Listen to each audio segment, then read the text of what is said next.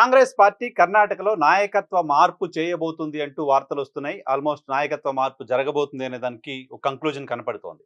సిద్ధరామయ్య రేపు governor appointment తీసుకున్నారు. ఆయన గవర్నర్‌ని కలవబోతున్నారు. ఆయన గవర్నర్‌ని కలవబోతోంది ముఖ్యమంత్రి పదవికి రాజీనామా చేయటానికేనంటూ వార్తలొస్తున్నాయి. మరోవైపు డీకే శివకుమార్ శిబిరంలో ఆనందం వ్యక్తమవుతోంది.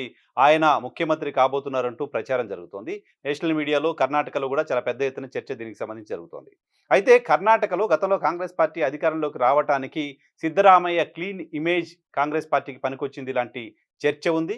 సో ఇప్పుడు సిద్ధరామయ్యను పార్టీ ముఖ్యమంత్రి పదవి నుంచి తప్పించటం కాంగ్రెస్ పార్టీకి లాభమా నష్టమా అనే చర్చ జరుగుతోంది. కాంగ్రెస్ పార్టీ దేశంలో హిమాచల్ ప్రదేశ్, తెలంగాణ అలాగే కర్ణాటకలో అధికారంలో ఉంది. సో ఈ 3 రాష్ట్రాల్లో కాంగ్రెస్ పార్టీ అధికారంలో ఉంది. మరికొన్ని చోట్ల కూటమి తమిళనాడులో కూటమితో కలిసి అధికారంలో ఉంది. కేరళలో మొన్న కొత్తగా అధికారంలోకి వచ్చింది. జార్ఖండ్‌లో కూడా కూటమితో కలిసి అధికారంలో ఉంది. సో కాంగ్రెస్ పార్టీ అధికారంలో ఉన్న 4 రాష్ట్రాలలో కేరళలో ఇటీవలే ముఖ్యమంత్రి నియామకం చూసాం. సతీషన్‌ని అక్కడ ముఖ్యమంత్రిగా నియమించారు. సతీషన్‌ని నియమించకూడదు అనేది కాంగ్రెస్ పార్టీ అధిష్టానం ఆలోచన.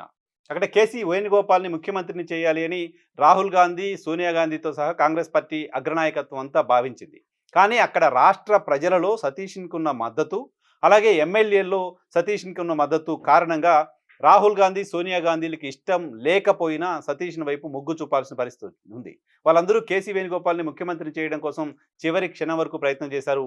అందుకోసమే ముఖ్యమంత్రి పదవి ఎవరిని వరించారనే దానిపైన దాదాపు 10 రోజుల వరకు కాంగ్రెస్ పార్టీ తేల్చుకోలేకపోయింది.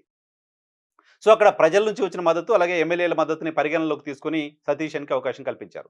సో ఇప్పుడు కర్ణాటక రాష్ట్రానికి సంబంధించిన పరిస్థితి చూస్తే, కర్ణాటకలో డీకే శివకుమార్ గత 2028 ఎన్నికల కంటే ముందు పీసీసీ అధ్యక్షుడిగా ఉన్నారు. సో ఆయన పీసీసీ అధ్యక్షుడిగా ఉండి సిద్ధరామయ్య నేతృత్వంలో ఎన్నికలకెళ్లారు. సిద్ధరామయ్య నేతృత్వంలో డీకే శివకుమార్, సిద్ధరామయ్య కలిసి అక్కడ ఎన్నికలకెళ్లారు. కాంగ్రెస్ పార్టీ ఫేసెస్‌గా కాంగ్రెస్ పార్టీ అధికారంలోకి వచ్చింది. అధికారంలోకి వచ్చిన తర్వాత ముఖ్యమంత్రి పదవి కోసం డీకే శివకుమార్ పట్టుబట్టారు.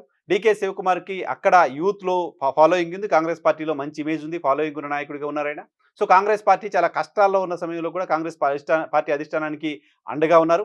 కాంగ్రెస్ పార్టీకి కష్టాలున్న సందర్భంగా ఆర్థికంగా కూడా వనరులను సమకూర్చడంలో డీకే శివకుమార్ ముందున్నారు లాంటి ప్రచారం ఉంది. సో ఇన్ని అనుకూలతలు ఉన్నప్పటికీ డీకే శివకుమార్ ముఖ్యమంత్రి కాలేకపోయారు అప్పుడు. కారణం ఏంటంటే మెజారిటీ ఎమ్మెల్యేలు 130 మందికి పైగా ఎమ్మెల్యేలు అక్కడ కాంగ్రెస్ పార్టీ గెలిస్తే 100 మందికి పైగా ఎమ్మెల్యేలు దాదాపు సిద్ధరామయ్యనే ముఖ్యమంత్రిని చేయాలి అని కోరారు. సిద్ధరామయ్యకి డీకే శివకుమార్‌కి ఉన్నంత మాస్ ఫాలోయింగ్, పాపులారిటీ లేకపోవచ్చు కానీ సిద్ధరామయ్యకు అక్కడ ప్రజల్లో ఒక క్లీన్ ఇమేజ్ ఉంది. సిద్ధరామయ్యకి అక్కడ అన్ని వర్గాల్లోనూ చాలా మంచి పేరుంది. అవినీతి రహిత నాయకుడిగా గుర్తింపు ఉంది. అంతేకాదు అక్కడ కర్ణాటక రాష్ట్రంలో అహిందా పేరుతో బడుగు బలహీన వర్గాలకు సంబంధించిన మొత్తం అన్ని వర్గాలకు ఒక బలమైన నాయకుడిగా సిద్ధరామయ్య ఎమర్జ్ అయ్యారు. అహిందా పేరుతో గెలిచిన ఎమ్మెల్యేలంతా సిద్ధరామయ్యనే ముఖ్యమంత్రిగా ఉండాలని కోరిన మీదట కాంగ్రెస్ పార్టీ అధిష్టానం కూడా అప్పుడు సిద్ధరామయ్య వైపు మొగ్గు చూపక తప్పని పరిస్థితి ఏర్పడింది. ఆ సమయంలోనే 2.5 ఏళ్ళు సిద్ధరామయ్య, 2.5 ఏళ్ల తర్వాత డీకే శివకుమార్ ముఖ్యమంత్రిగా ఉంటారు. దానికి సంబంధించి ఒప్పందం కుదిరింది అంటూ ప్రచారం జరిగితే ఆ ప్రచారాన్ని అప్పుడు అనేక సందర్భాల్లో సిద్ధరామయ్య ఖండిస్తూ వచ్చారు. 2.5 ఏళ్లు గడిచిన తర్వాత శివకుమార్ మళ్ళీ తన ప్రయత్నాల్ని మొదలుపెట్టారు. సో 2 రోజుల క్రితం ఢిల్లీలో కాంగ్రెస్ పార్టీకి సంబంధించిన నాయకత్వంతో సిద్ధరామయ్య, డీకే శివకుమార్ సమావేశమయ్యారు. సమావేశమైన తర్వాత బయటకొచ్చి ముఖ్యమంత్రి పదవికి సంబంధించిన చర్చే జరగలేదు. రాజ్యసభ స్థానాలకు సంబంధించిన చర్చ జరిగింది అని చెప్పారు. సో కానీ బయటకొచ్చిన తర్వాత ఈరోజు ఉదయం నుంచి ప్రధానంగా జరుగుతున్న చర్చ సిద్ధరామయ్యని రాజ్యసభకు పంపించబోతున్నారు. సిద్ధరామయ్య కుమారుడిని కర్ణాటక ప్రభుత్వంలో ఉప ముఖ్యమంత్రిని చేయబోతున్నారు. డీకే శివకుమార్‌ని ముఖ్యమంత్రిని చేయబోతున్నారు అంటూ ప్రచారం జరుగుతోంది. రేపు గవర్నర్ అపాయింట్మెంట్ సిద్ధరామయ్య తీసుకున్నారు కాబట్టి అది లాంఛనప్రాయమైననే ప్రచారం కూడా ఉంది. అయితే కాంగ్రెస్ పార్టీకి అడ్వాంటేజ్ అవుతుందా? కాంగ్రెస్ పార్టీ కర్ణాటకలో గెలవడం వెనక రీజన్ చాలా పెద్ద ఎత్తున బీసీలు అక్కడ కాంగ్రెస్ పార్టీకి ఓటు వేయడం. Siddaramaiah clean image. Siddaramaiah image బీసీలు కర్ణాటకలో కాంగ్రెస్ పార్టీ విజయానికి కారణమయ్యాయి. బీసీ జనగణన చేస్తామంటూ కాంగ్రెస్ పార్టీ అక్కడ ఇచ్చిన ఎన్నికల హామీ కూడా, దాంతోపాటు రకరకాల హామీలు కూడా కాంగ్రెస్ పార్టీని అధికారంలోకి తీసుకొచ్చాయి.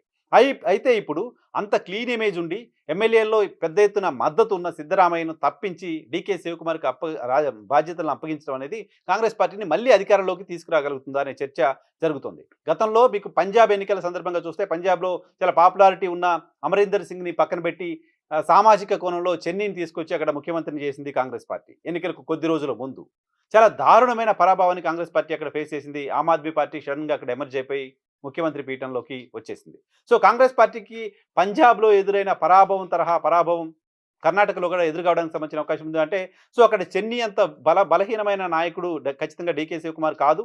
డీకే శివకుమార్కి సపరేట్గా ఫాలోయింగ్ ఉంది. డీకే శివకుమార్ కాంగ్రెస్ పార్టీ చాలా కాలంగా లీడ్ చేస్తూ ఉన్నారు. ముఖ్యమంత్రి సీట్ని చాలా కాలంగా ఆశిస్తూ ఉన్నారు. ఆయన పైగా ముఖ్యమంత్రి స్థానాన్ని త్యాగం చేశారు అంటూ ప్రచారం గడిచిన 2, 2.5 ఏళ్లుగా ఉంది. కాబట్టి కాంగ్రెస్ పార్టీలో ఆయనకి మద్దతు ఉండొచ్చు. కానీ ఆయన ముఖ్యమంత్రిగా వస్తే ఇప్పటికీ ఆయన నిర్వహిస్తున్న పోర్ట్‌ఫోలియోలకు సంబంధించి కావచ్చు, ఆయన పైన, ఆయన కుటుంబ సభ్యులపైన రకరకాల అవినీతి ఆరోపణలు కూడా కర్ణాటక ప్రభుత్వంలో చూస్తూ ఉన్నాం. ఉన్న నేపథ్యంలో ఇప్పుడు మళ్ళీ శివకుమార్‌కి బాధ్యతలు అప్పగిస్తే కాంగ్రెస్ పార్టీకి లాభమా? నష్టమా? అనే కోణంలో చర్చ జరుగుతోంది. కాంగ్రెస్ పార్టీకి లాభమా? నష్టమా? అనే దానికంటే కాంగ్రెస్ పార్టీ ఎన్నికల్లో విజయానికి సంబంధించి ఎవరి మద్దతు కావాలి, ఎవరి ఓట్లు కావాలి అనే ఆలోచన చేయకుండా డీకే శివకుమార్‌కి అప్పుడు హామీ ఇచ్చామనో, లేకపోతే ఆయన ఒత్తిడి తీస్తున్నారనో, ఆబ్లిగేషన్‌లో భాగంగానో ముఖ్యమంత్రి పదవి ఇచ్చే పరిస్థితి మాత్రం ఖచ్చితంగా కాంగ్రెస్ పార్టీకి నష్టం జరుగుతుంది. ఇప్పుడు సతీశన్ విషయంలో ఇప్పుడు ఇమ్మీడియేట్‌గా ఎన్నికలు జరిగున్నాయి. ముఖ్యమంత్రి పదవికి సంబంధించి నిర్ణయం తీసుకోవాల్సిన అవసరం ఉంది. ప్రజల్లో ఇమ్మీడియేట్‌గా ఎమోషన్స్ ఉంటాయి. సతీష్‌ని కాకుండా ఇంకొకరిని చేస్తే అనే పరిస్థితిలో కాంగ్రెస్ పార్టీ వేణుగోపాల్‌ని పక్కన పెట్టి సతీష్‌కి మద్దతు ఇవ్వాల్సిన పరిస్థితి వచ్చింది. సో, ఇప్పుడు కర్ణాటకలో ఇమ్మీడియేట్‌గా ఎలక్షన్స్ లేవు కాబట్టి సిద్ధరామయ్యకి చాలా పెద్ద ఎత్తున మద్దతున్నా అది ఇమ్మీడియేట్‌గా కాంగ్రెస్ పార్టీ పైన, కాంగ్రెస్ పార్టీ నాయకత్వం పైన రిఫ్లెక్షన్ చూపించకపోవచ్చు. కానీ టైం పడుతుంది. టైం పట్టిన తర్వాత దానికి సంబంధించిన రిఫ్లెక్షన్ ఉంటుంది. సో, సిద్ధరామయ్య వర్గం, సిద్ధరామయ్యకి సంబంధించిన టీము, సిద్ధరామయ్యను అభిమానిస్తున్న వాళ్ళు, సిద్ధరామయ్యని బ్యాకప్ చేస్తున్న కమ్యూనిటీస్ అన్నీ కూడా ఈ నాయకత్వ మార్పుని అంగీకరించినప్పుడు మాత్రమే కాంగ్రెస్ పార్టీకి రాజకీయంగా భవిష్యత్తు ఉంటుంది. సిద్ధరామయ్యకు అవమానం జరిగిందనో గానీ, సిద్ధరామయ్య వెనకున్న మొత్తం కమ్యూనిటీస్ అన్నీ కూడా హర్ట్ అయ్యే తరహాలో కాంగ్రెస్ పార్టీ బిహేవ్ చేస్తే అది ఖచ్చితంగా కాంగ్రెస్ పార్టీకి రాజకీయంగా నష్టం కలిగించడానికి సంబంధించిన అవకాశం చాలా ఎక్కువగా ఉంటుంది. పంజాబ్ తరహా పరిణామాలు కాంగ్రెస్ పార్టీ ఫేస్ చేసినా ఆశ్చర్యపోవాల్సిన పరిస్థితి ఉండదు కర్ణాటకలో. ఎందుకంటే ఒక బలమైన బీసీ ఫేస్‌గా ఉన్న వ్యక్తిని అక్కడ ముఖ్యమంత్రి నుంచి తప్పించి వేరే వాళ్ళకి అవకాశం కల్పించడం. But no reason, with no reason. పెద్ద రీజన్ ఏం లేదు సిద్ధరామయ్యని అక్కడ తప్పించడానికి సంబంధించిన కాంగ్రెస్ పార్టీ దగ్గర రీజన్ ఏం కనపడట్ల. అలా అని ఏమైనా ఒప్పందం జరిగిందంటే, ఒప్పందం జరిగిందనే విషయం కూడా ఇప్పటివరకు ఎవరు అధికారికంగా చెప్పిన పరిస్థితి లేదు. క్లీన్ ఇమేజ్‌తో ప్రభుత్వాన్ని నడిపిస్తూ వస్తున్న ఒక సుదీర్ఘ రాజకీయ అనుభవం ఉన్న ఒక నాయకుడిని పక్కన పెట్టి, బలమైన బీసీ సామాజిక వర్గాలకు సంబంధించిన ప్రతినిధిగా ఉన్న నాయకుడిని పక్కన పెట్టి, అహిందకు సంబంధించిన చర్చ కర్ణాటక రాజకీయాల్లో చాలా ఎక్కువగా ఉంటుంది. సో, అటువంటి చర్చను పక్కన పెట్టి డీకే శివకుమార్ వైపు కాంగ్రెస్ పార్టీ మొగ్గు చూపింది అంటే, అది మళ్ళీ ఎన్నికల్లో విజయం సాధించడం కోసం చూపిన మొగ్గైతే, దానికి సంబంధించిన అసెస్మెంట్ కూడా కాంగ్రెస్ పార్టీ చేసుకొనుంటే నష్టం లేదు. కానీ అలాంటి అసెస్మెంట్ లేకుండా డీకే శివకుమార్‌ని ఒక ఆబ్లిగేషన్‌గా భావించి గనక కాంగ్రెస్ పార్టీ నిర్ణయం చేసినట్టయితే, అది ఖచ్చితంగా కాంగ్రెస్ పార్టీకి రాజకీయంగా నష్టం చేసే ప్రమాదం ఉంది.